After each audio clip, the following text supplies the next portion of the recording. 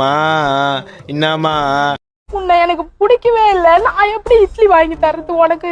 எட்டி பார்த்த என்ன தெரியும், ஒத்து பாரு உண்மை புரியும்.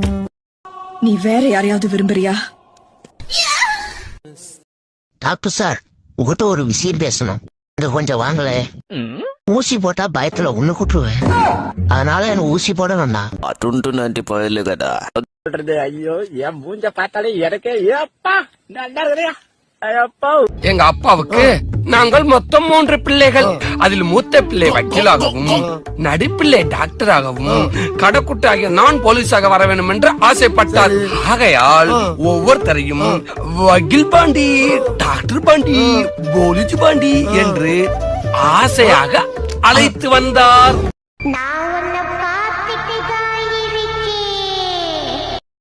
ஏனிய கூரை மேல போடாதீங்க, வானத்தை நோக்கி போடாதீங்க, ஏனிய போடாதீங்க.